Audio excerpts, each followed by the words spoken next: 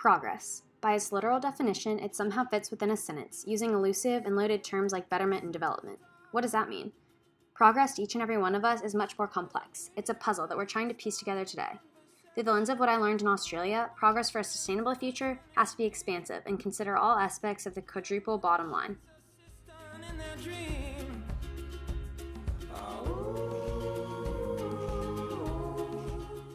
Environmentally, as small Paul or Paulo Dowd taught us, we don't have any more right to exist as humans than any other organism. So we shouldn't treat the earth like our property, extracting and exploiting our limited goods by fracking for oil, cutting down forests, and using water as if it were limitless. Instead, we have to protect our biodiversity, energy consumption, toxic waste, carbon emissions, and so on. One example of humans violating the earth is the maybe forest, which is less than 4% of its original size.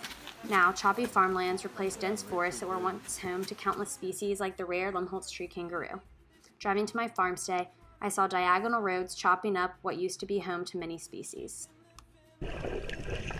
Habitat destruction decreases genetic diversity and jeopardizes the beneficial relationships between species and environments. Sustainable development should consider the needs of our population without compromising the ability of future generations to survive and have lives that are worthwhile.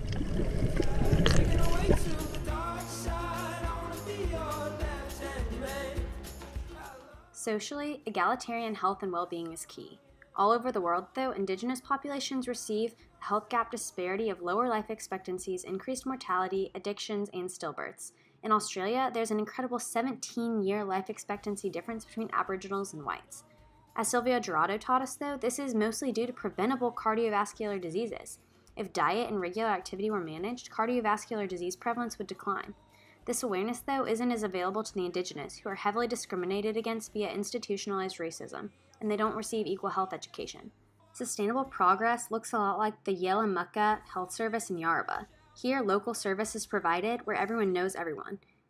If cultural understanding were integrated into healthcare, the gap would close. How can you treat someone if you don't understand their culture? And how can they heal if they don't feel at home? Economically, we've got it wrong. We've been using gross domestic product, but that's not sustainable. President Kennedy warned in 1968 that that's a poor measure of welfare because it doesn't account for happiness and it overlooks how wealth is shared. Overall wealth has increased by 120% since 2000, but the richest 1% owns half of that. We need more than a single number.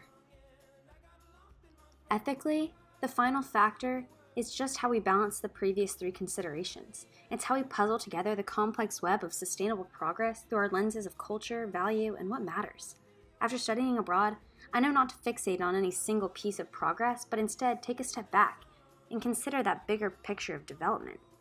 It's all about helping the most amount of people that we can in a world that's constantly changing and at our fingertips.